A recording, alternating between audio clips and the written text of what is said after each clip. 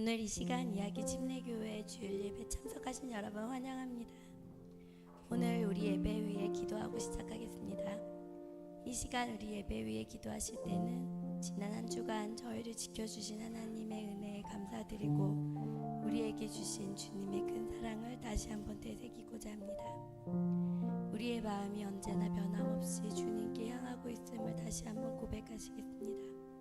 저희 삶에서 항상 함께 하신 하나님을 찬양하고 하나님의 영광을 높이는 시간이 될 수 있도록 다 같이 기도하겠습니다. 하나님, 우리에게 침례교회 신부들과 같이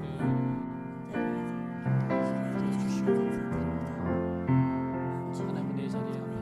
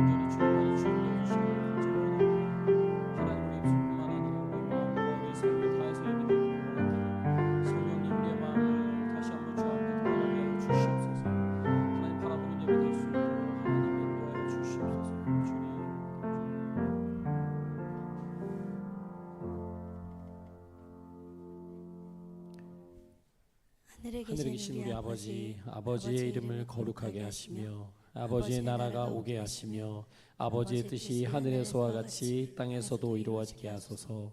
오늘 우리에게 일용할 양식을 주시고 우리가 우리에게 잘못한 사람을 용서하여 준 것 같이 우리 죄를 용서하여 주시고 우리를 시험에 빠지지 않게 하시고 악에서 구하소서. 나라와 권능과 영광이 영원히 아버지의 것입니다. 아멘. 우리 이 시간 모두 한 마음으로 하나님을 높이는 마음으로 주는 존귀하신 분 찬양 시작하겠습니다.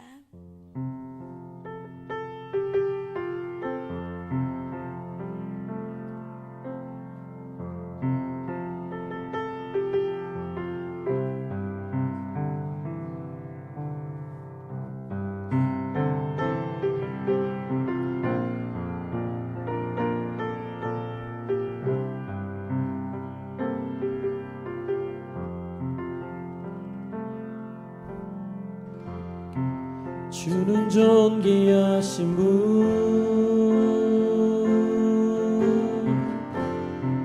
주는 존귀하신 분,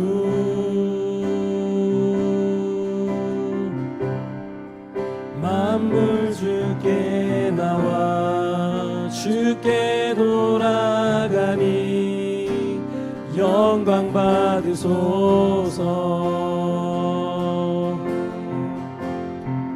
주는 존귀하신 분, 주는 존귀하신 분,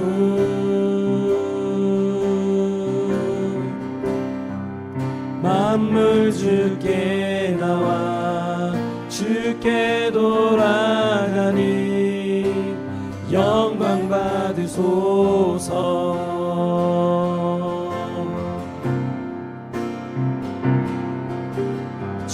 주야로 기도의 양 올라가네. 주야로 기도의 양 올라가네. 주야로 기도의 양 올라가네. 주야로 기도의 양 올라가네. 주야로 기도의 양 올라가네. 주야로 기도의 양 올라가네. 주야로 기도의 양 올라가네. 주야로 기도의 양 올라가네. 주는 존귀하신 분,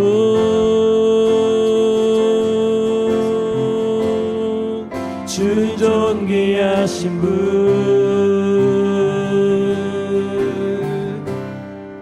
만물 주께 나와 주께 돌아가니 영광 받으소서. 주는 존귀하신 분 주는 존귀하신 분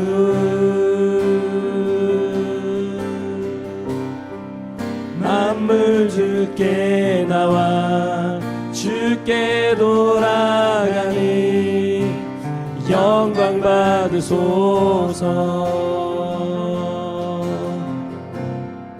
주는 존귀하신 분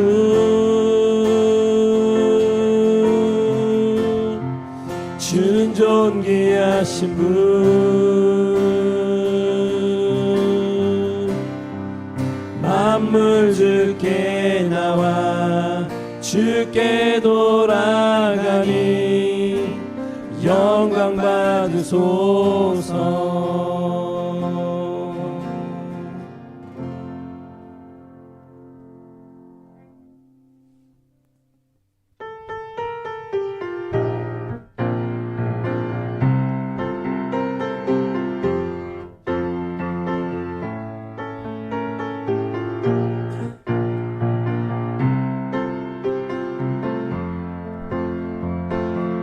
예수보다 더 큰 사랑 그 누구도 줄 수 없네. 우리에게 자유 주신 그 큰 사랑 예수보다 더 큰 사랑 그 누구도 줄 수 없네. 우리에게 자유 주신 그 큰 사랑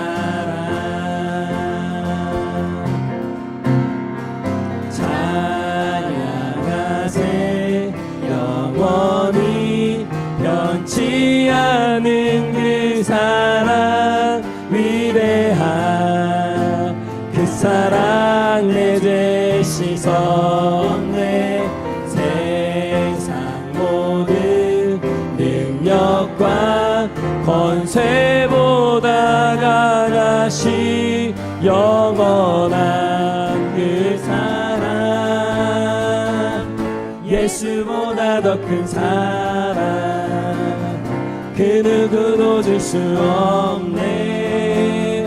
우리에게 자유 주신 그 큰 사랑 예수보다 더 큰 사랑 그 누구도 줄 수 없네. 우리에게 자유 주신 그 큰 사랑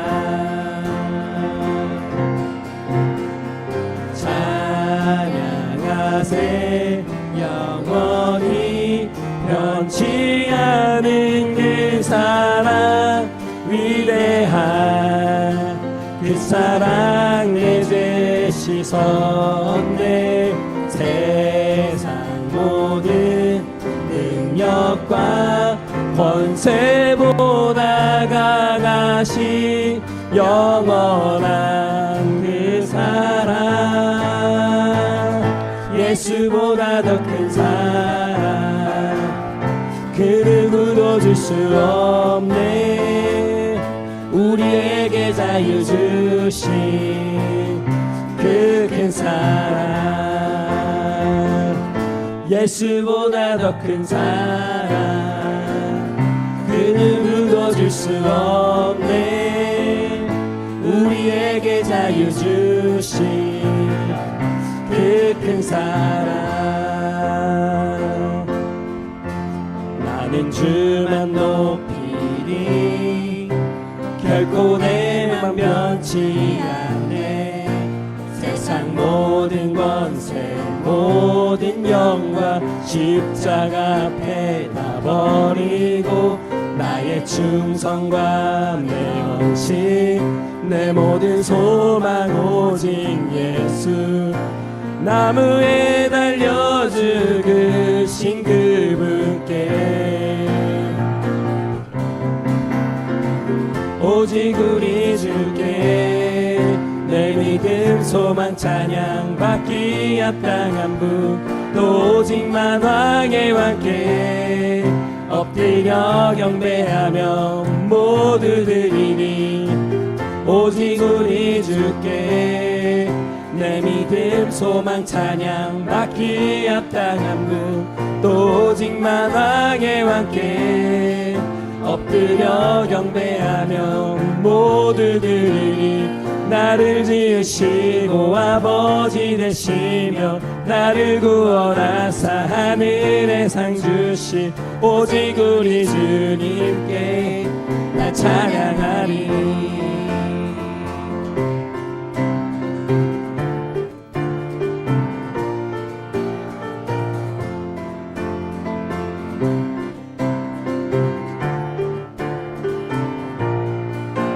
나는 주만 높이니 결코 내 맘 변치 않네.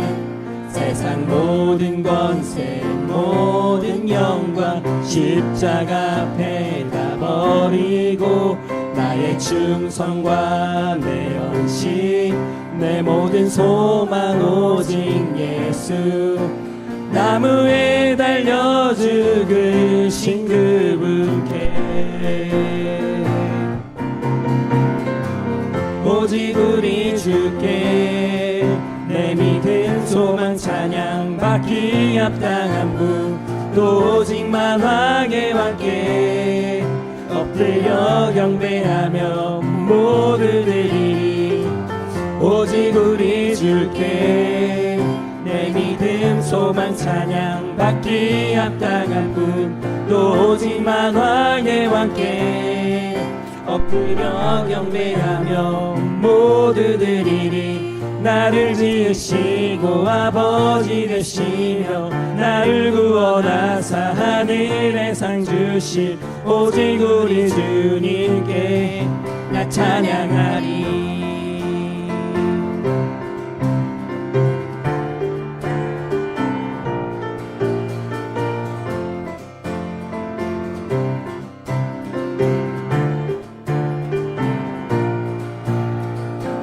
오직 우리 주께 내 믿음 소망 찬양 받기 합당한 분 또 오직만 왕의 왕께 엎드려 경배하며 모두 드리니 오직 우리 주께 내 믿음 소망 찬양 받기 합당한 분 또 오직만 왕의 왕께 엎드려 경배하며 모두 드리니 나를 지으시고 아버지 되시며 나를 구원하사 하늘의 상 주신 오직 우리 주님께 나 찬양하리.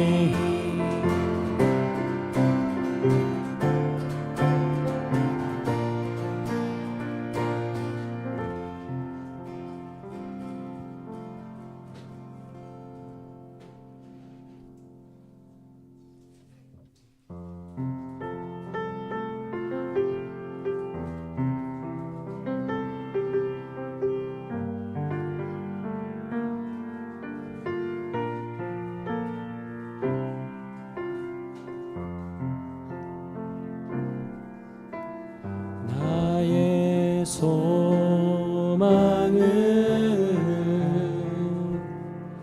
주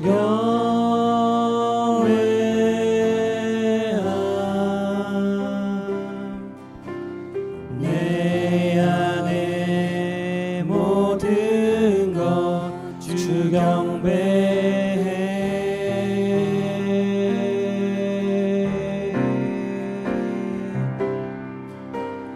내 안에 모든 것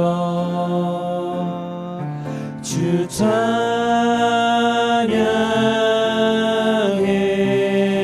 찬양해 주님만 사모해 영원히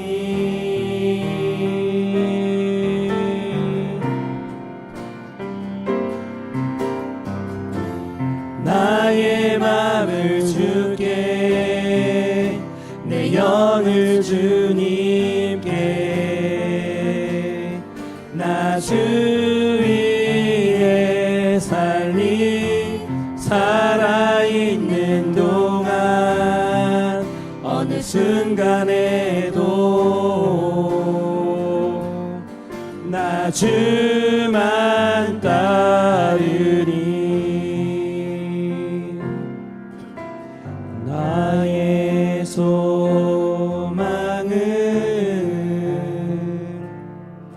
주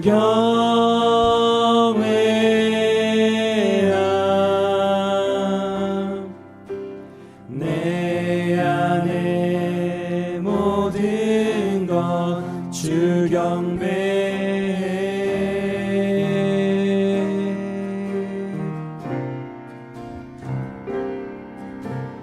내 안에 모든 것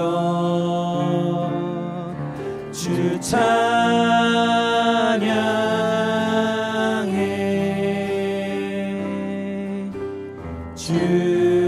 주님만 사모해 영원히.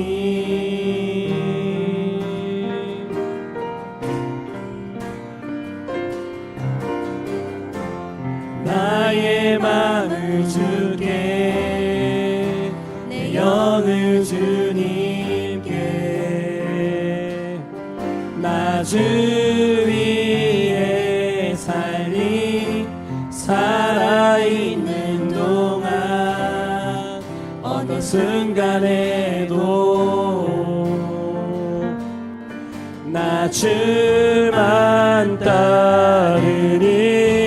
나의 마음을 주께 내 영을 주님께 나 주 위에 살리 살아있는 동안 어느 순간에도 나 주만 따르리.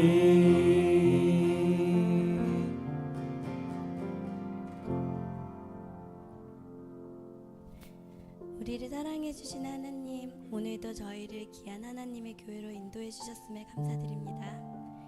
저희의 모든 마음과 정성이 하나님께만 드릴 수 있게 그렇게 살아가겠습니다. 주님만을 사모하고 언제나 주님의 뜻에 따라 세상에서 가장 귀하고 큰 것은 오직 주님을 따르는 게밖에 없음을 저희가 목사님을 통해 다시 한번 저희에게 일깨워 주시는 자리가 될 수 있길 원합니다. 우리 다시 한번 이 시간 오늘의 예배 위에 기도하시겠습니다. 하나님, 이 시간 또 성령님 저도 어떤 것도 하나님의 말씀과 하나님의 인도하심을 방해하지 않게 하시고 주님의 진리로 주님의 마음으로 하나님 찾아오셔서 하나님 주님의 말씀을 들려주시고 하나님 우리가 우리의 마음이 주 앞에 돌이키는 시간 될 수 있도록 하나님 인도해 주세요. 성령님 이 모든 시간을 주님께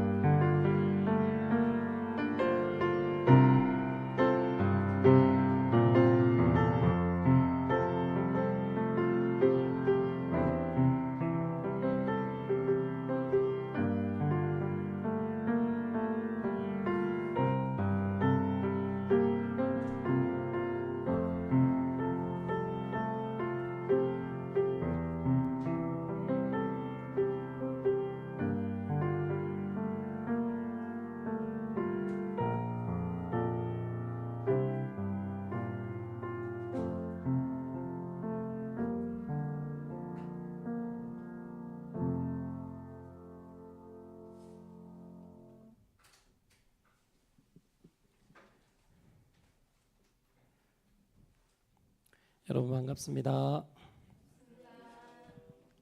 저도 목이 쉬었는데 정원자매님은 진짜신 것 같아요. 예전에 이렇게 목이 쉬면 기도 많이 했냐고 이렇게 기도 많이 하는구나 이렇게 하는데요. 정원자매님 오늘 목이 많이 안 좋으시네요. 저도 그렇습니다. 그런데도 이렇게 같이 섬겨주셔서 감사합니다. 오늘 함께 나눌 말씀 사도행전 11장 19절에서 24절 말씀입니다. 우리 함께 일어나셔서 사도행전 11장 19절에서 24절 말씀을 함께 읽도록 하겠습니다. 읽겠습니다. 시작. 스데반에게 가해진 박해 때문에 흩어진 사람들이 페니키아와 키프로스와 안디옥까지 가서 유대 사람들에게만 말씀을 전하였다. 그런데 그들 가운데는 키프로스 사람과 구레네 사람 몇이 있었는데 그들은 안디옥에 이르러서 그리스 사람들에게도 말을 하여 주 예수를 전하였다. 주님의 손이 그들과 함께 하시니 수많은 사람이 믿고 주님께로 돌아왔다. 예루살렘 교회가 이 소식을 듣고서 바나바를 안디옥으로 보냈다. 바나바가 가서 하나님의 은혜가 내린 것을 보고 기뻐하였고 모든 사람에게 굳센 마음으로 주님을 의지하라고 권하였다. 바나바는 착한 사람이요 성령과 믿음이 충만한 사람이었다. 그래서 많은 사람이 주님께로 나아왔다. 아멘. 자리에 앉아주시면 되겠습니다. 오늘 말씀의 제목 우리 한번 같이 읽어보면 좋겠는데요. 말씀의 제목 읽겠습니다. 시작. 착하고 믿음과 성령이 충만한 사람. 한 번 더 읽을까요? 시작. 착하고 믿음과 성령이 충만한 사람. 오늘의 말씀은 사도행전 9장에서 11장 3장에 걸쳐서 여러분과 말씀을 나누고자 합니다. 이번 주 우리가 함께 매일 성경에서 읽었던 본문인데요. 지난주에 그 마지막에 한 새로운 인물이 지난주 말씀 마지막에 딱 등장을 했거든요. 그래서 길을 가다가 근데 그냥 간 게 아니라 예수님을 믿는 사람들을 잡아서 데려오기 위해서 막 살기가 등등해서 길을 가다가 한 빛을 보고 그 빛 앞에 엎드려진 한 사람의 이야기가 지난주 말씀 마지막에 잠깐 언급되었습니다. 그 사람의 이름은 누구일까요? 사울입니다. 맞아요. 좋습니다. 오늘 염소모 형제님 가정 오늘 좋습니다. 사울입니다. 여러분 근데 그 사울이 빛을 보고 땅바닥에 엎드러졌을 때 누군가로부터의 음성이 들려왔는데 그 음성은 누구의 음성이었을까요? 예수님의 음성이었습니다. 사울은 예수 그리스도를 믿는 사람들을 잡아 가두기 위해서 그 미움과 분노로 가득 차서 그들을 잡아오려고 그들이 모여있는 회당이 많은 지역이었던 다마스쿠스라는 지역으로 이제 대제사장이나 이쪽 회당 이쪽에 고관들로부터 허가를 받아서 허가증을 가지고 거기에 그리스도인들이 많이 모여 있는 회당들이 여러 곳이 있으니까 그 다마스쿠스로 목적지를 정했던 것이었습니다. 그런데 그 사람이 길을 가다가 예수님을 만나게 되죠. 그때 예수님께서 하신 말씀은 나는 네가 핍박하는 예수다. 너는 왜 나를 핍박하느냐라고 사울에게 그 음성을 들려주십니다. 여러분 사울이 그동안에는 예수님에 대해서 이야기로만 들었습니다. 그리고 그가 가지고 있는 유대교 신앙의 기준에서 예수 그리스도는 하나님이 약속하셨던 메시아가 아니라고 그는 확신하고 있었습니다. 그래서 그 확신을 따라서 살았을 뿐이고 그는 유대교에 충성했을 뿐입니다. 여러분도 어떤 생각이나 신념이나 가치관에 확 꽂혀가지고 절대 그것을 타협하지 않고 막 고집스럽게 밀고 나가시는 분들 있어요. 어떤 별로 중요한 부분이 아닌데 막 이 부분에서만큼은 타협할 수 없다고 하면서 막 거의 막 목숨을 내걸으면서 그걸 지켜가는 분들이 있거든요. 때로는 그 가치들이 숭고해 보이고 또 좋아 보이지만 또 어떨 때는 보면 그것이 자신의 신념에 갇힌 것일 것처럼 보일 때도 있습니다. 사울이 예수 그리스도를 믿는다는 것은 있을 수 없는 일입니다. 왜냐하면 예수 그리스도를 전하다가 돌에 맞아 죽었던 그 스데반 집사님, 돌에 맞아 죽을 때 그 돌을 던지는 사람들의 옷을 지켰던 그 사람이 바로 사울이거든요. 근데 어떻게 그 사람이 예수님을 믿고 살아갈 수가 있겠어요? 그런데 사도행전은 예수님의 강한 빛이 예수님의 원수였던, 또 예수님을 믿는 사람들을 잡아 가두고 죽였던 아주 잔혹하고 정말 예수님의 눈으로 봤을 때 옳지 못했던, 진리가 아닌 것을 따라가며 살았던 그 사울을 예수님께서 만나 주십니다. 여러분, 예수님을 만난다는 이야기는요, 이렇게 그냥 이렇게 저희가 이 자리에서 이렇게 만났다, 이것을 만남이라고 얘기하지 않아요. 여러분, 살면서 연예인 만나본 적 있으세요? 연예인 누구 만나보셨어요? 아, 많이요. 좀 제일 저희가 알만한 제일 유명한 분 누구 있을까요? 아, 조영남 씨요. 아, 저희가 알만한 제일 유명한 분이 조영남 씨인가요? 아, 조영남, 그 화개장터, 예, 조영남 씨. 깜짝 놀랐어요. 조영남 씨는 저희 몇 분, 한 5분 이해할 수 있는 세대인데, 조영남 씨. 또 연예인 누구 만났나요? 누구요? 정우성. 정우성을 만났어요? 실제로 잘생겼나요? 많이 잘생겼어요? 아, 정우성. 저기 경환우님은 누구 만나셨나요? 아, 의원이요. 아, 의원은 좀 아직 진지하게 가네요. 연예인도 많이 만났어요. 아, 여러분이 잘 모르시겠지만 제가 고등학교 때 드라마에 출연했었습니다. 제가 자랑을 많이 안 해요. 이렇게 또 하시면 잘 믿지도 않고 또 인정도 안 해주고, 제가 그 박소연 씨가 나오는 드라마에 엑스트라로 한번 출연을 했는데, 그때 저는 박소연 씨를 보고 정말 아, 연예인은 이런 분이구나라는 것을 처음으로 깨달았습니다. 그러니까 사람이 아니었어요. 이게 몸이 사람이 아니에요. 그래서 아, 연예인은 이런 분들이 하시는 거구나. 근데 이걸 가지고 제가 여러분한테 저 박소연 씨 만났어요. 만난 게 맞나요? 안 맞나요? 제가 박소연 씨를 봤거든요. 바로 옆에서 그 찍을 때마다 제가 근처에 있었어요. 근데 제가 박소연 씨 만났어요. 만났나요? 안 만났나요? 본 거죠. 아, 저는 만났다고 생각하지만 그분은 저를 만나지 않았습니다. 우리가 예수님을 믿는다는 것은 무엇을 의미하냐면, 단순히 우리가 예수님에 대해서 들었고 어릴 때부터 교회에서 자라서 알고 있다. 아, 예수님이 어떤 분이신지를 알고 있다라는 것을 의미하지 않습니다.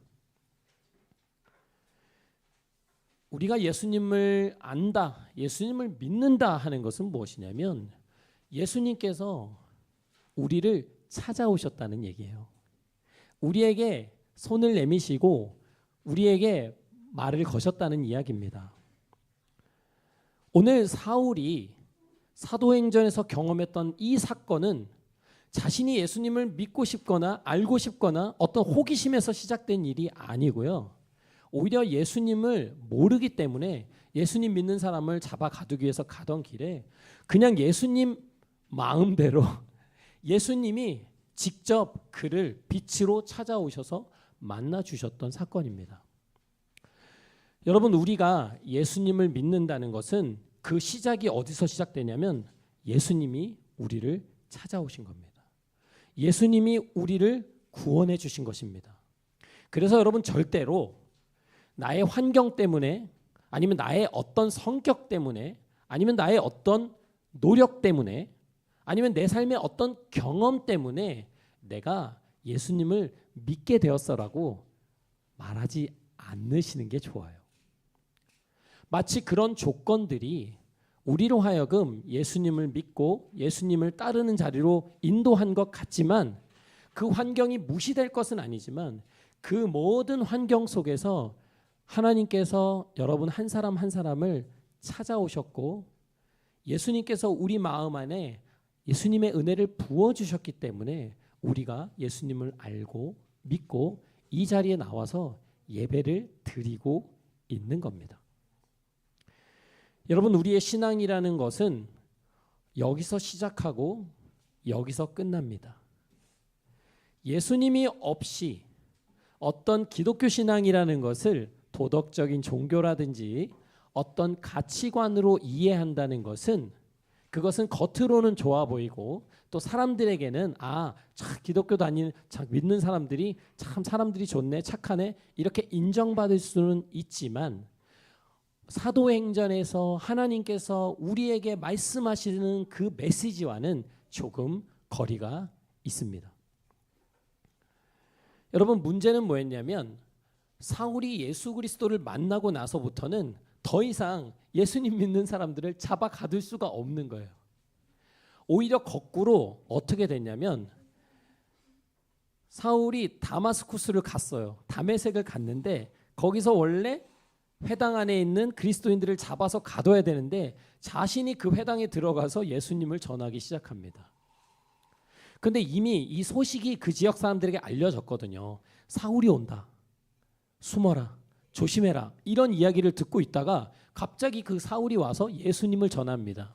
여러분, 사울의 이런 모습을 여러분 어떻게 받아들이시겠어요?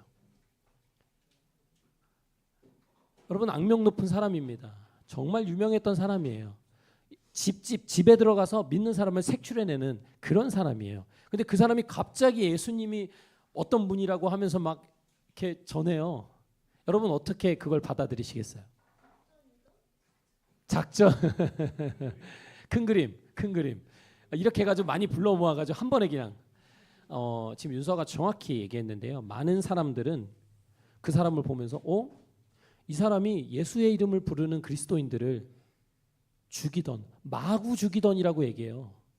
잔인했단 얘기예요. 그 사람 아닌가? 라는 소문이 퍼지기 시작합니다. 그가 여기 온 것도 우리를 잡아가지고 대제사장에게 끌고 가려는 거 아닌가? 우리 죽이려고 온 건데 저 사람 왜 저러지? 다메섹에 있는 사람들이 받아들이기 매우 어려웠습니다. 아무리 정말 예수님을 만났다고 해도요, 그렇게 사람이 확 변하면 우리가 받아들이기가 쉽지 않아요. 여러분 주변에 있는 사람들한테 갑자기 변했어, 너 변했어 이런 말 들어본 적 있으세요? 없어요? 없어요? 있어요? 언제? 왜요? 겨울이 태어났더니 겨울이 아빠가 변했다?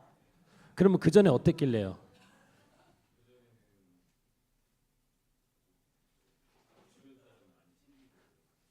이제는 좀 가정 중심이 됐다 이 얘기인가요? 좋습니다. 예민한 얘기 많았는데 다 빼시고 지금 방송으로 나가니까 겨울이 아버님이 예전에는 주변을 좋은 얘기로만 예전엔 주변 사람을 챙겼는데 이제는 좀 가정 중심으로 이 얘기 아닌데 제가 잘하는데 좋습니다. 방송용으로 이렇게 가겠습니다. 여러분, 사울의 삶이 너무나도 변해서 사람들이 받아들이기 어려울 정도입니다. 여러분, 우리가 예수님을 믿는다는 것은 우리 삶이 중심이 가치가 변했다는 이야기를 뜻합니다. 예수님을 믿는다고 하면서도 그 삶의 중심이 전혀 변화가 없다면 제가 볼 때는 그게 더 기적이에요. 예수님의 빛이 우리를 찾아오시는데도 우리 삶이 여전히 어둠 가운데 있고 여전히 마치 예수님을 믿지 않고 모르는 사람처럼 살아간다는 것, 그것이 더 미스테리한 일입니다. 예수님께서 우리의 의지와 상관없이 우리를 찾아오십니다. 그리고 우리 삶의 주인이 누구신지를 우리에게 알려주십니다. 그리고 우리가 살아가는 이유가 무엇인지를 우리 삶에 말씀해 주시죠. 더 이상 우리가 이 세상이 말하는 어떤 가치와 기준들에 의해서 두려워하고 불안해하고 그 불안에 떨면서 하루하루를 살아가게끔 우리를 내버려 두지 않으십니다. 예수님의 죽으심과 부활하심이 우리에게 말해주는 것은 무엇이냐면 이 삶에서 보여지는 것이 끝이 아니다. 그러니 지금 당하는 어려움과 환경 속에서 매몰되지 마라. 이게 끝이 아니다.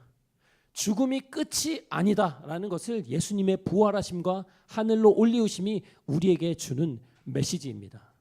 그러니까 오늘 어려운 환경 속에 있더라도 답답한 환경에 우리가 처해 있을지라도 그 안에 매몰되지 말고 낙담하지 말고 두려워하지 말고 담대하게 오늘 하루 이 순간을 살아라라는 메시지를 우리에게 주고 계신 겁니다. 이제 완전히 전세가 역전돼 가지고요.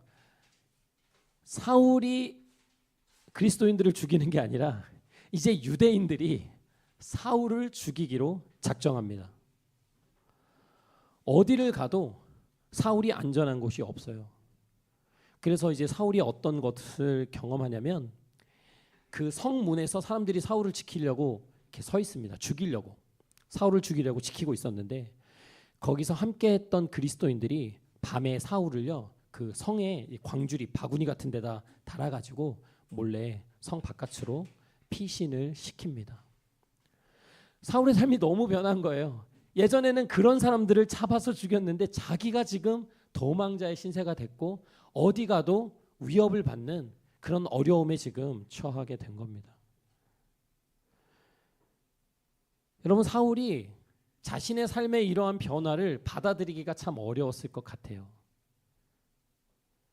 오히려 자신이 핍박하던 그 예수님으로 인해서 자신이 이제는 핍박을 받고 있거든요.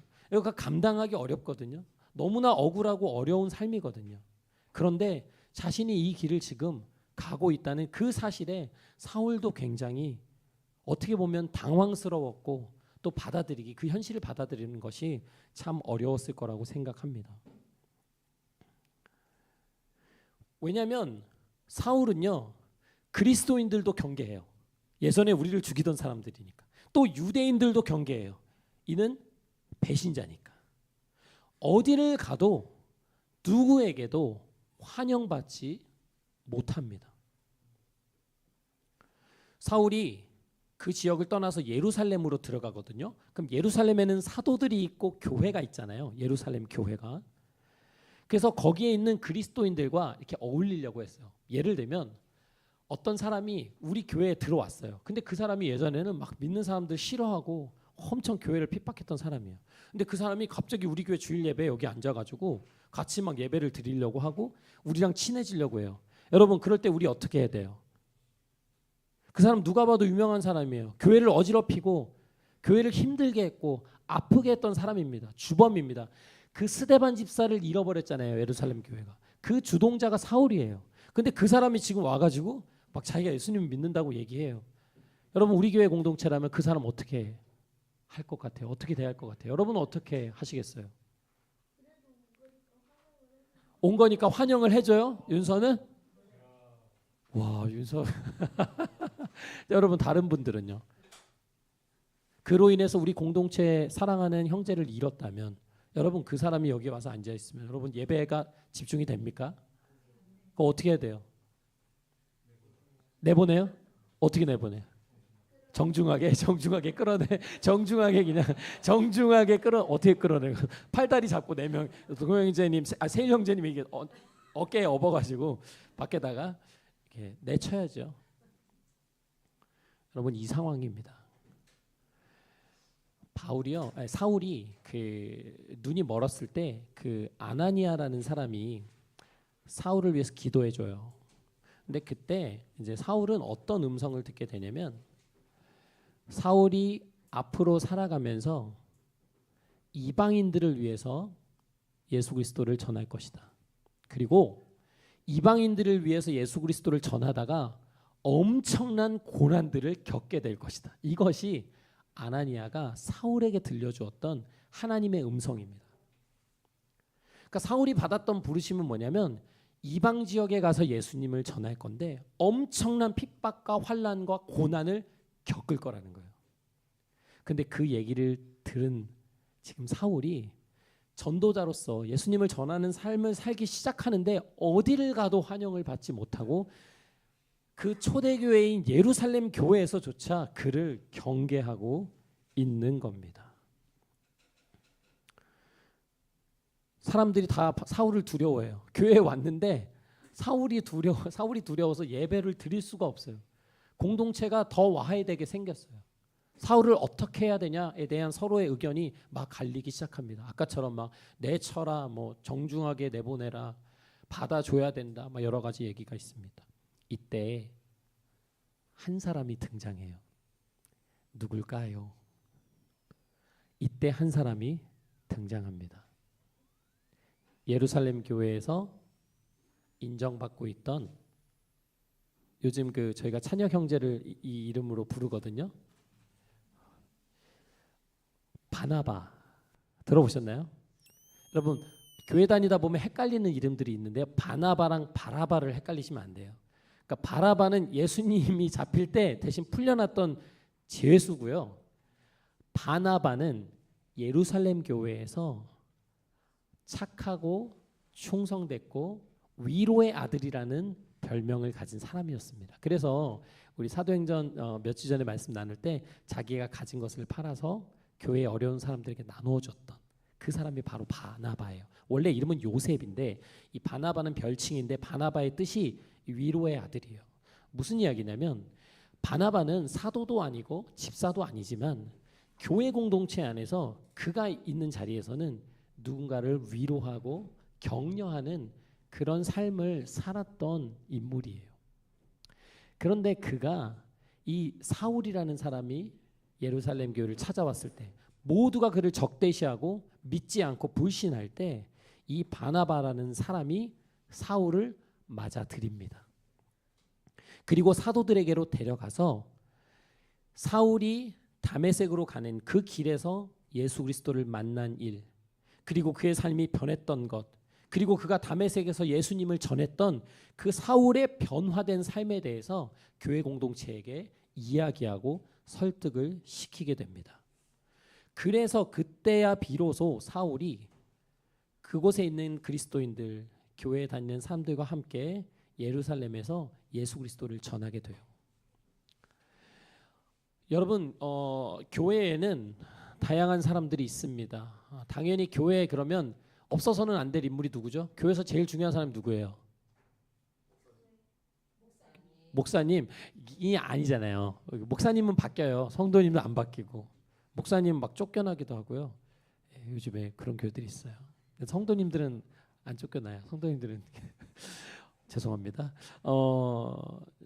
교회에서 가장 중요한 사람은 우리가 누굴 거다라는 이런 어렴풋한 생각들이 있지만, 그래서 사도행전도 사도들이 있고 또 7 집사도 있고 또 그냥 성도들이 있고 또 리더들이 있고 합니다. 그런데 어떤 위치가 중요하다는 것이 아니라 오늘 이 바나바라는 사람이 그 교회에서 그가 보여주고 있는 모습들이 그 교회로 하여금 너무나 건강하게 그 교회를 세워주고 있다는 얘기예요. 오늘날에 교회 안에 이런 바나바와 같은 사람들이 너무나도 필요한 것 같습니다. 그러니까 겉으로 드러나는 어떤 뭐 특징이라든지 그가 가지고 있는 특별한 장점 같은 거는 없는데 사도행전에서는 계속해서 바나바를 언급하고 있어요. 방금 제가 말씀드렸던 바나바가 사울을 받아들인 이후에 사울이 열심히 이제 그 지역 사람들에게 예수님을 전하게 되잖아요. 근데 그 일로 인해서 결국은 사울은 유대 사람들의 반감을 더 사게 돼요. 그러면서 예루살렘에 있는 유대인들이 사울을 죽이려고 모의하기 시작합니다. 그래서 성도들이 그걸 알고 사울을 다른 지역으로 옮겨버리죠. 근데 오늘 사도행전은 이렇게 기록합니다. 그러는 동안에 교회는 유대와 갈릴리아, 사마리아와 온 지역에 걸쳐서 평화를 누리면서 튼튼히 서갔고 주님을 두려워하는 마음과 성령의 위로로 정진해서 그 수가 점점 늘어갔다. 교회라는 이야기를 합니다. 교회가 평화를 누리면서 튼튼히 서갔대요. 그러는 동안에가 뭐냐면 핍박이 진행되는 동안에, 많은 사람들의 미움을 받는 동안에 교회는 튼튼히 서갔고 주님을 두려워하는 마음과 성령의 위로로 앞으로 나아가서 그 수가 점점 늘어갔다라고 얘기하는 겁니다. 여러분, 이 이야기의 핵심에 사울이 있는 것 같지만 자세하게 들여다보면 바나바라는 인물이 이 중심에 있습니다. 여러분, 우리가 하나님 앞에서 멋진 인생을 살아가는 것도 되게 중요해요. 그래서 막 다들 그런 거 있잖아요. 하나님 앞에서 비전을 갖고 싶고 하나님이 내 삶을 향한 계획들을 우리가 깨닫고 싶고 또 그렇게 하나님께 영광 돌리는 삶을 누구나 살아가고자 합니다. 하나님께서 내 삶을 크게 쓰시기를 바랍니다. 그래서 많은 열매들을 맺기를 원하죠.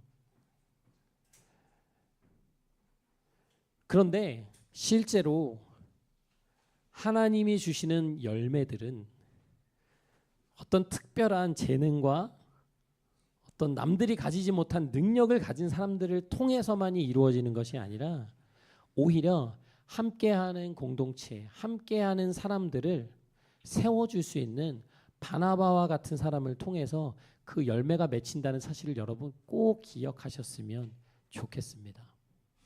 내가 하나님 앞에서 잘 살아가는 것도 매우 중요하지만 내 옆에 있는 나와 함께하는 사람들을 세워주고 또 그가 혼자 적응하기 힘들어하고 신앙 안에서 스스로 쓰기 힘들어할 때 우리가 그 옆에서 버팀목이 되어주고 또 그가 실수할 때 다시 일어설 수 있도록 바나바처럼 위로해주고 격려해주는 것이 초대교회 공동체에 그때뿐만 아니라 지금까지도 교회에는 너무나도 중요하다는 얘기예요.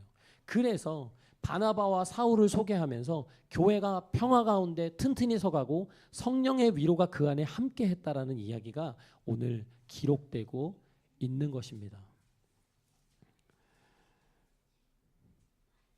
오늘 이야기가 진행되면서 조금 재미있는 새로운 이야기가 등장해요. 우리가 사울 이야기를 했다가 갑자기 이제 베드로의 이야기로 이제 바뀌는데요.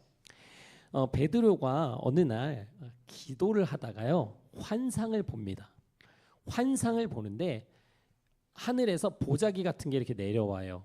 내려오는데 그 안에 여러 짐승들, 기어다니는 것들, 새들이 있습니다. 너무나도 이상했어요. 이 뭐지? 이 뭐지? 이 안에서 있는 것들이 뭐지? 온갖 네 발 달린 짐승들, 땅에 기어다니는 것들, 공중의 새들인데 그 안에는 무엇이 있었냐면 구약에서 또 레위기에서 금지하고 있던 먹어서는 절대 안 된다고 하는 부정한 짐승들이 그 안에 포함되어 있었습니다. 여러분, 우리나라도 뭐 다양한 음식들을 먹잖아요. 근데 어떤 외국에서는 한국은 그런 고기를 먹는다고 막 싫어하면서 자기들은 또 우리가 먹지 않는 걸 먹고 막 서로 혐오하는 음식들이 있거든요. 근데 그 당시에 이 유대교를 지키는 사람들에게 있어서는 또 이스라엘 사람들에게 있어서는 절대 먹어서는 안 되는 음식들이 있었어요.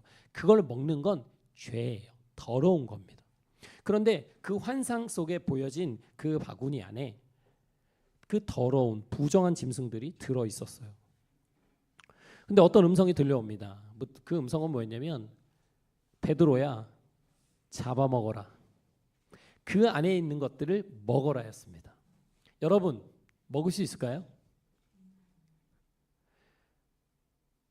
못 먹죠. 먹어서 안 되기 때문에 못 먹는 것도 있지만 아마 그 먹으려고 하면 아마 속에서 막 구역질이 났을 것 같아요. 우리가 못 먹어본 음식 못 먹잖아요.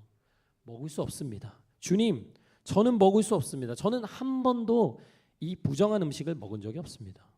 그런데 하나님의 음성이 계속해서 들려옵니다. 그것은 뭐였냐면 하나님께서 깨끗하다고 하신 것을 속되다고 하지 마라.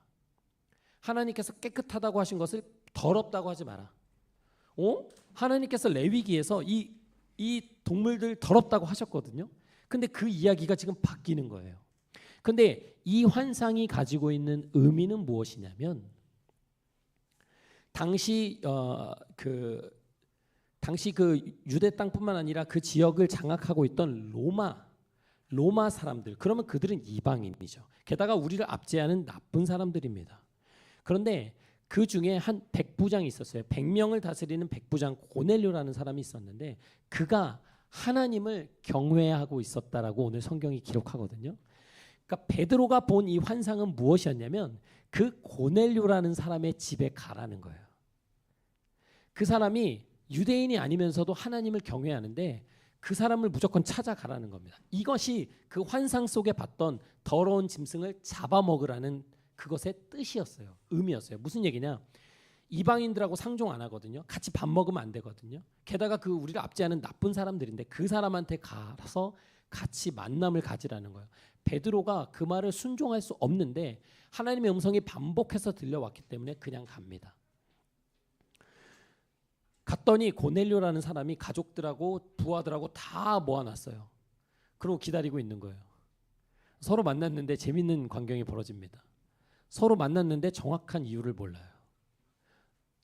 고넬료도 환상 중에서 베드로를 데려오라는 음성을 들었고 베드로는 환상 중에서 그 사람들을 따라가라.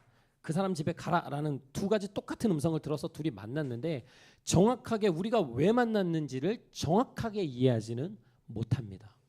그런데 고넬료는 하나님께 들은 음성이 있었어요. 그것은 무엇이냐면 베드로라는 사람이 구원의 말씀을 전해줄 거다라는 얘기를 듣습니다.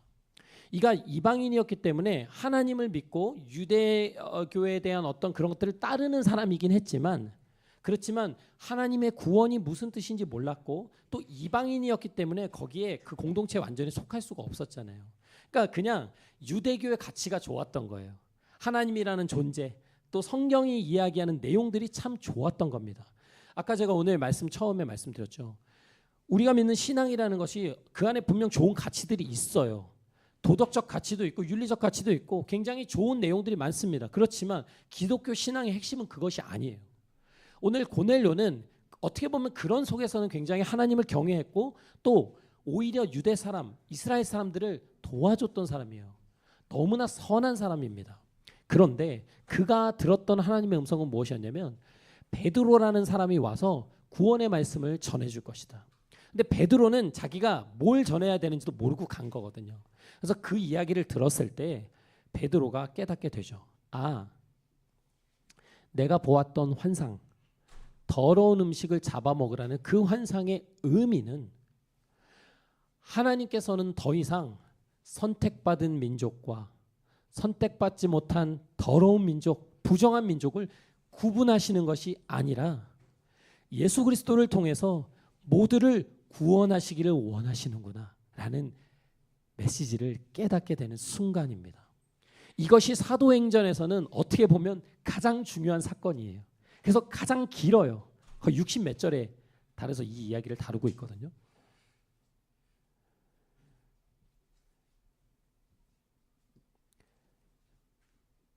베드로는 이야기합니다. 예수 그리스도는 만민의 주님이십니다.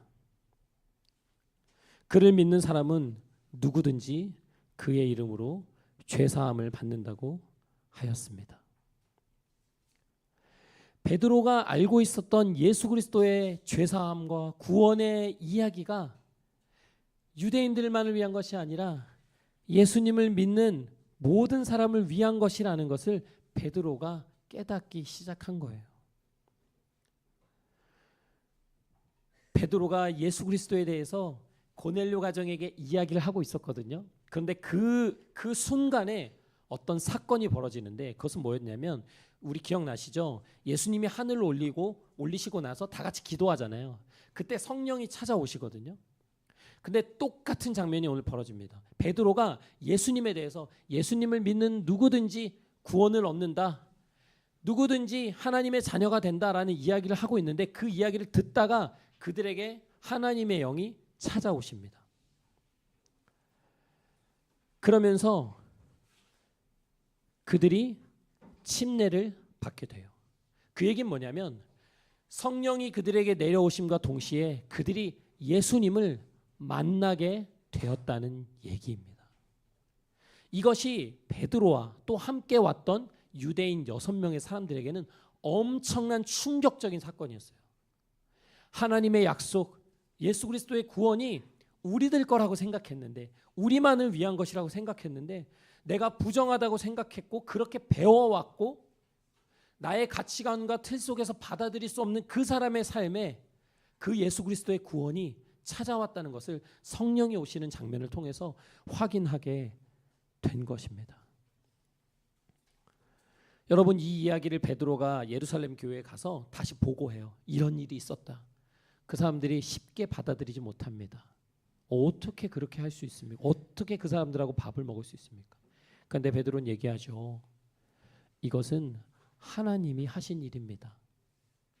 우리의 생각과 틀로는 이런 사람이 구원받아야 될 것 같고, 이런 사람은 구원받을 수 없고, 이런 사람은 하나님께서 기뻐하시고, 이런 사람은 하나님께서 용서하실 수 없는 사람들이라고 우리가 이렇게 선을 긋고 나름의 기준을 정할 수 있을 것 같지만, 하나님께서는 우리의 모든 생각의 경계를 뛰어넘어서 모든 사람에게 구원을 베푸시는 분입니다 라고 오늘 베드로가 예루살렘 교회 사람들을 설득합니다.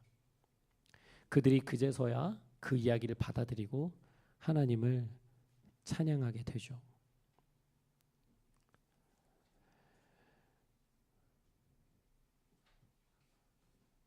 그 이야기 속에서 우리가 오늘 함께 보신 19절에서 24절 말씀이 나오는 겁니다. 19절에서 24절의 말씀은 스데반의 죽음, 스데반에게 가해진 박해 때문에 사람들이 흩어지게 됐거든요. 다 예루살렘 지역을 떠나갑니다. 그래서 이방 지역에 막 퍼지게 돼요. 페니키아, 키프로스, 안디옥까지 가서 그 사람들이 흩어진 곳에서 예수 그리스도를 전합니다. 그런데 처음에는 유대 사람들, 이스라엘 혈통에게만 전해요.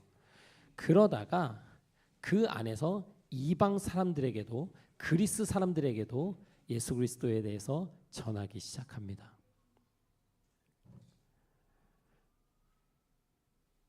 그래서 이 예루살렘 교회 말고요, 이방 지역에 교회가 생겨나기 시작해요. 예루살렘 교회는 여전히 아까 베드로의 그런 고넬료 사건이 있었고 베드로가 설득을 했지만 순간은 이해한 것 같았지만 아직 그들의 뼛속 깊이 하나님께서 이방인들도 구원하신다는 것을 실제로는 받아들이지 못합니다. 우리가 앞으로 사도행전을 계속해서 보겠지만 이 싸움은 계속돼요. 아무리 하나님이 말씀하신 거여도 그들의 삶에 이게 깊숙이 받아들이기까지는 그들이 가지고 있던 고정관념과 오랜 역사 때문에 쉽게 바뀌지가 않는 거예요. 벗겨지지가 않는 거죠. 그런 생각들이. 그런데 지금 이제 어떤 소식들이 들려냐면 그 예루살렘의 박해가 임해서 다른 사람이 막 떠나갔거든요. 다른 지역들로 그리스도인들이. 근데 그 지역에서 다시 전도를 하다 보니까 사람들이 모이는 거예요. 그럼 사람들이 모이면 뭐가 생길까요? 예수님 믿는 사람들이 모이니까 뭐가 생길까? 교회가 생긴 거예요. 그러니까 저희도 마찬가지잖아요. 처음에 이렇게 한 사람, 두 사람, 세 사람 이렇게 예수님 믿는 사람들이 모이면 교회가 생기거든요. 근데 문제는 뭐냐면 그것이 이방 지역이고 또 그 교회 안에 이방 사람들이 너무 많다는 거죠. 그러면 예루살렘 교회 입장에서는 그러한 교회에 대한 걱정이 컸을 거예요. 저게 건강한 모습인가? 옳은 모습인가? 저 교회를 누가 지도자로서 끌고 갈 수 있지? 그래서 예루살렘 교회가 바나바를 안디옥이라는 지역으로 보냅니다. 쉽게 이야기하면 안디옥 교회로 바나바를 파송해요. 여러분, 이런 민감한 일에 그리고 너무나도 어렵고 또 하기 싫은 일일 거예요. 이방 지역에 가서 그 교회를 섬긴다? 정말 원치 않는, 부정하다고 생각하는 사람들과 함께 교회 공동체를 이뤄야 되는 이 자리에 예루살렘 교회가 한 사람을 보내는데 그게 누구요? 바나바예요. 결국은 그 교회 안에 사도들도 있었고 능력 있는 사람들이 많았거든요. 근데 이 일을 감당할 사람은 바나바밖에 없다는 거죠. 그래서 바나바가 그곳에 가서 하나님이 이방 사람들에게 주신 은혜들을 직접 경험하고 보고 확인하게 됩니다. 그래서 모든 사람들을 만나면서 바나바가 위로의 아들이라고 그랬잖아요. 그래서 사람들을 위로해요. 그리고 마음을 굳게 하고 주님을 의지하라고 사람들에게 막 격려합니다. 그러면서 오늘 24절 우리가 읽은 마지막 말씀 바나바에 대한 소개가 오늘 기록되고 있는데요. 우리 한번 24절을 함께 읽어보면 좋겠습니다. 함께 읽을까요? 시작. 바나바는 착한 사람이요 성령과 믿음이 충만한 사람이었다. 그래서 많은 사람이 주님께로 나왔다. 여러분, 이겁니다. 성령이 너희에게 오시면 너희가 능력을 받고 예루살렘과 온 유대와 사마리아와 땅끝까지 이르러 어느 곳에 있든지 너희는 너희 몸을 통해서 너희의 삶을 통해서 예수 그리스도를 전하는 증인된 삶을 살 것이다라고 예수님께서 마지막에 약속하고 올라가셨어요. 그런데 그 증인된 삶을 살아가는 이 한 사람의 삶이 어땠는지, 그 사람이 어떠한 모습이었는지를 오늘 사도행전은 명확하게 소개하고 있습니다. 바나바는 어떤 사람이요? 착한 사람입니다. 그리고 성령과 믿음이 충만한 사람이다. 여러분, 착하다는, 우리 교회 안 다니는 사람도 착한 사람 많거든요. 제가 정말 제 삶에 좀 충격적인 시간들이 있었어요. 어떤 계기를 통해서 제가 이런 생각을 하게 됐어요. 교회 안 다니는 사람들이 더 착한 것 같은데, 이거를 제가 느낀 적이 있어요. 저 자신을 보면서 교회를 오랫동안 다녔던 저보다 뭐 이런 신앙에 대해서 전혀 모르는 그런 사람 중에 정말 심성이 착하고 다른 사람을 배려하고 베푸는 사람들이 적지 않은 걸 보면서 제가 조금 충격에 빠졌어요. 그동안에 제가 갖고 있던 생각의 틀이 좀 벗겨지는 시간이었습니다. 그런데 바나바가요, 착한 사람이었을 뿐만 아니라 성령과 믿음이 충만했다라고 이야기합니다. 성령과 믿음이 충만했다는 것은 무엇이에요? 우리가 사도행전을 통해서 보듯이 성령이 우리에게 오시면 그 자리에서 어떤 일이 벌어지냐면 예수 그리스도를 전하게 돼요. 고백하게 돼요. 성령이 나에게 오셨다, 나를 찾아오셨다는 것은 뭐냐면 내가 예수 그리스도를 만났다는 얘기예요. 예수님께서 내 삶을 인도하신다는 얘기입니다. 바나바라는 사람은 자신의 의지라든지 어떤 자신의 생각과 계획에 따라서 살았던 사람이 아니라 성령과 믿음이 충만해서 하나님의 인도하심과 하나님의 말씀을 따라서 살았던 거예요. 그 속에서 그의 성품이 착한 성품을 통해서 그의 믿음이 나타났다는 이야기입니다. 바나바는 착한 사람이요 성령과 믿음이 충만한 사람이었다. 그래서 많은 사람이 주님께로 나아왔다. 여러분, 우리가 증인된 삶을 사는 거, 나를 통해서 내 주변의 한 사람이, 또 다른 사람이 예수 그리스도를 알게 되는 것, 그것이 우리의 부르심입니다. 하나님께서 우리에게 말씀하시는 우리 삶의 방향입니다. 지난주도 말씀드렸지만 전도지 나눠주면서 살라는 얘기가 아니고요. 그것이 아니라 우리 몸 안에, 우리의 마음 안에, 우리의 삶의 중심 가운데 예수 그리스도를 모시고 어디에서 어떤 모습으로든지 살아내라는 얘기입니다. 증인된 삶을 살아야 한다는 얘기입니다. 왜요? 증인이 왜 필요해요? 증인은 다른 사람에게 목격한 것을 이야기하는 사람이거든요. 우리의 삶을 통해서 다른 사람들이 주님께 돌아오기를 하나님께서 원하신다는 이야기예요. 교회 안에 뭔가 믿음이 충만하고 성령이 충만해 보이는 사람들은 많아요. 그런데 정말 신앙 안에서 선한 성품을 가지고 다른 사람들을 격려하고 위로해주고 세워주는 사람은 생각보다 많지 않습니다. 그냥 이것은 저의 삶의 경험입니다. 여러분 또 교회를 오래 다니셨으니까 잘 아시겠지만 실제로 성품과 인격이 신앙 안에서 건강하게 성숙되어지고 다듬어진 분들이 없지 않지만 생각보다 많지 않습니다. 그리고 그것에 관심 없는 분들 굉장히 많습니다. 열심을 내요. 교회 안에서 뭘 많이 해요. 그런데 함께하는 사람들을 힘들게 합니다. 상처를 줍니다. 어떤 사람이 새로 오면 그 사람이 적응할 수 없게끔, 오히려 그 사람이 교회에 들어올 수 없게끔 만들어버립니다. 여러분, 이것은 굉장히 잘못된 거예요. 우리가 신앙이라는 것을 잘못 오해하고 있는 겁니다. 하나님은 우리에게 열심을 요구하지 않습니다. 헌신을 요구하지 않아요. 우리 앞에 막 하나님 앞에 정성을 드리라고 말하지 않습니다. 성령과 믿음으로 충만하여지라고 말하고 있는 거예요. 오늘 바나바를 통해서 착해야 된다고 이야기합니다. 단순히 그냥 누가 때려도 가만히 있고 피해받아도 조용히 있고 그런 착함을 이야기하는 것이 아니에요. 오늘 아무도 받아줄 수 없는 그 사울이라는 사람을 교회 공동체로 소개하잖아요. 교회 가난한 사람들이 힘들어할 때 자기가 가진 것을 내놓고 나눠주잖아요. 그가 근데 자신을 내세우려고 하는 것이 아니에요. 바나바를 보면 앞에 리더로 서질 않아요. 그렇게 뚜렷하게 드러나지 않습니다. 그런데 어느 곳이든 오늘 이 이방 지역에 교회가 세워지는데 결국은 바나바를 보내잖아요. 저는 우리 이야기 침례교회 가족들이 그러한 한 분 한 분이 됐으면 좋겠어요.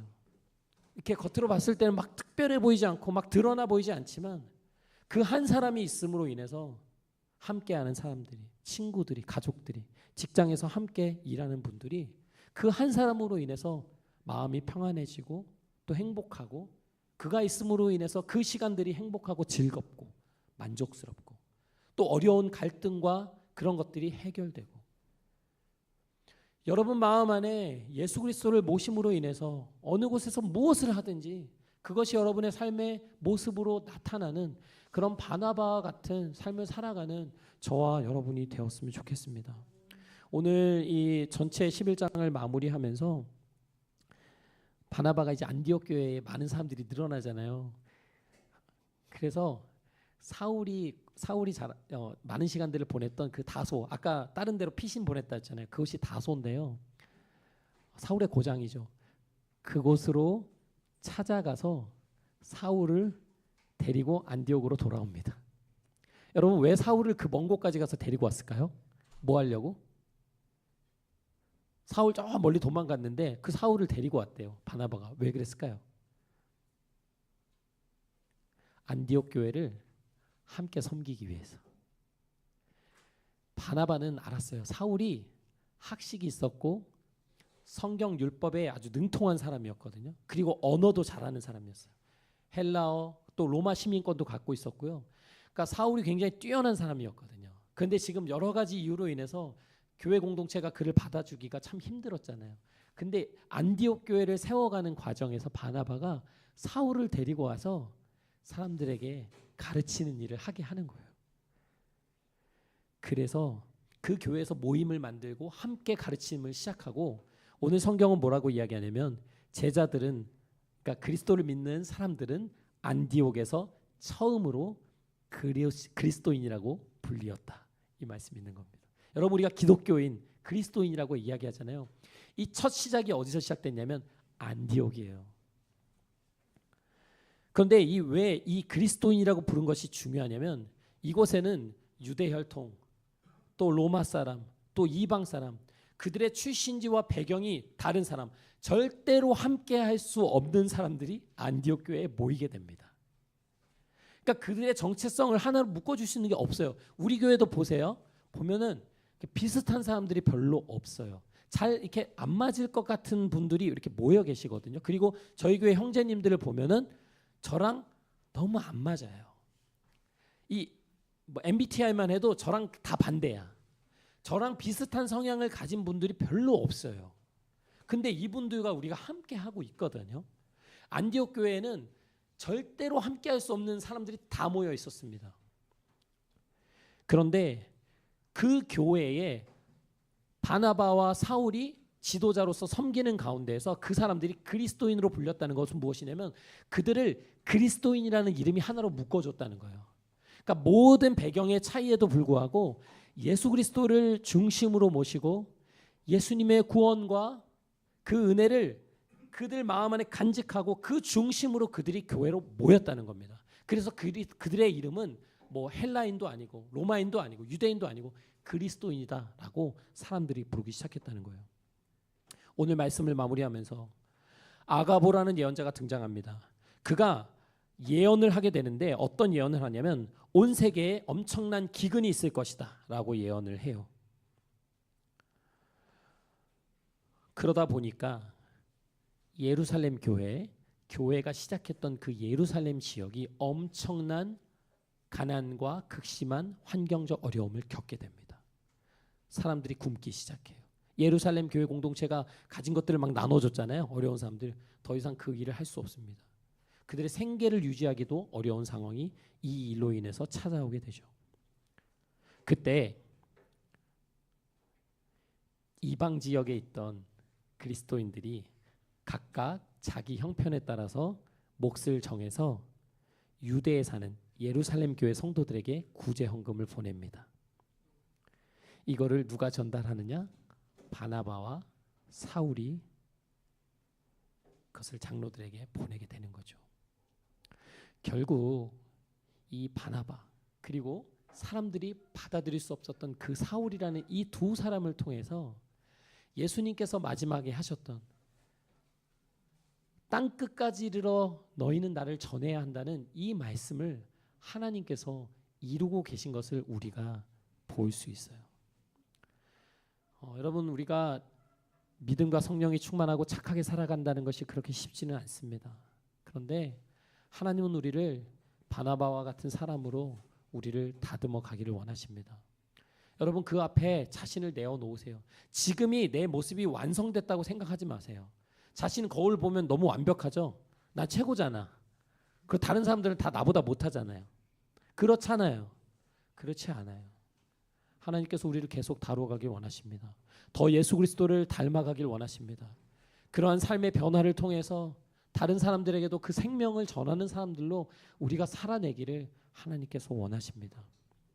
우리 시간 좀 같이 기도하면 좋겠는데요.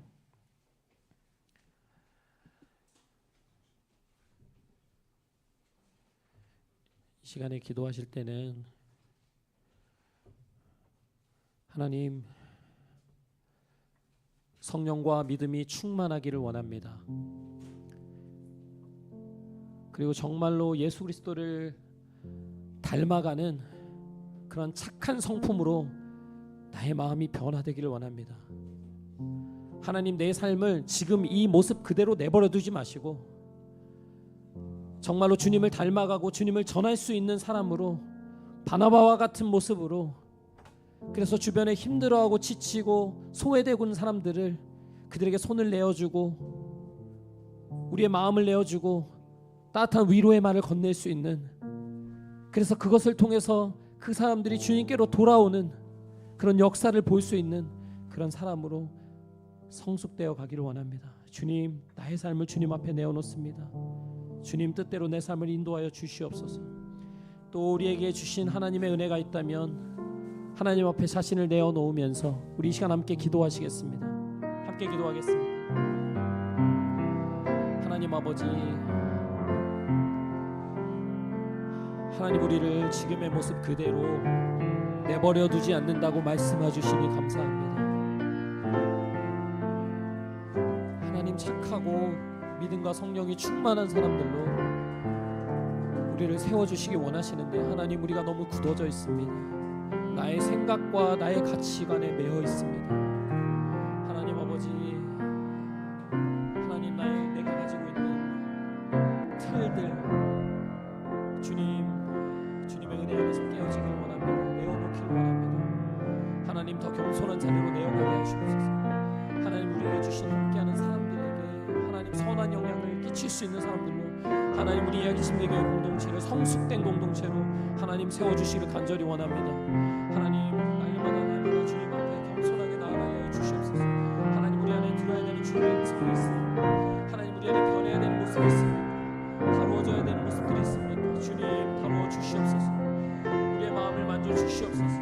우리의 잘못되고 삐뚤어진 생각들을 하나님, 복음 안에서, 말씀 안에서, 진리 안에서 하나님 다시 바로잡아 주시옵소서. 하나님, 우리 교회 공동체가 가는 곳 어디에 있든지 누구를 만나든지 하나님, 그곳에서 선한 향기가 드러나기를 원합니다.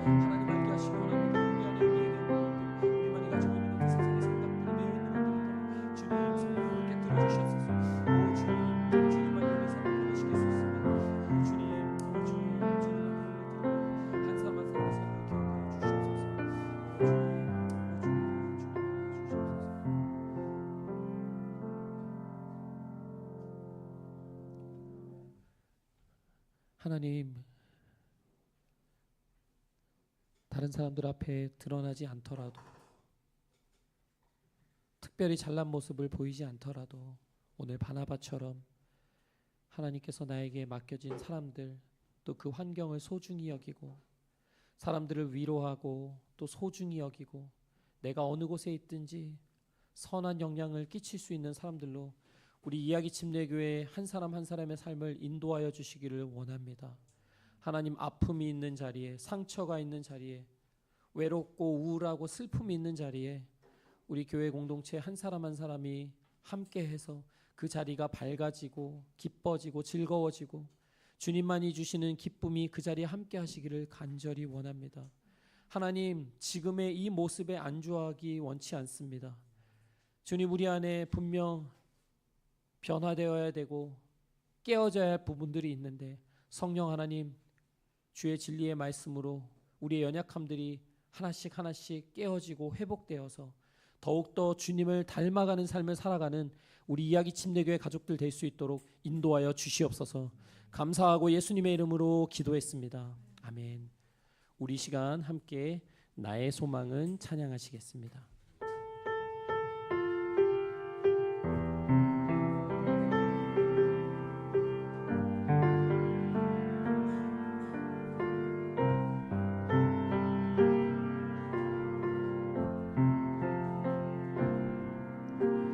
나의 소망은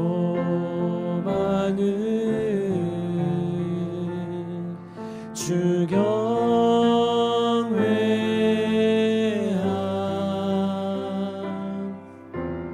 내 안에 모든 것 주 경배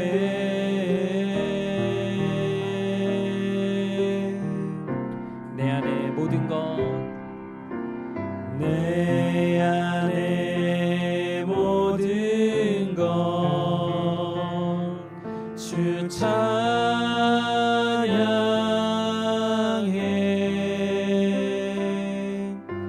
주님만 사모해 영원히 함께 고백하겠습니다. 나의 마음을 주께, 나의 맘을 주께 내 영을 주님께 나 주 위에 살아있는 동안 어느 순간에도 나 주만 나의 마음을 주께 나의 맘을 주께 내 영을 주님께 나 주 위에 살아있는 동안 어느 순간에도 나 주만 따르리. 주님, 이 시간 우리를 불러주신 주님의 은혜에 감사하는 마음을 담아 주 앞에 예물을 드립니다. 이 예물이 쓰여지는 곳마다 주님의 이름이 기억되고 전해질 수 있도록 인도해 주세요. 이제는 우리 주 예수 그리스도의 은혜와 하나님의 넓고 크고 무한하신 사랑과 성령의 함께 하시고 도우시는 그 은혜가 믿음과 성령으로 충만하여지고 우리 삶의 착함을 통해 예수 그리스도를 나타내며 살아가기를 원하는 이야기 침례교회 가족들의 하루하루의 삶 가운데에 영원히 함께 하실 것을 축원하옵나이다. 아멘.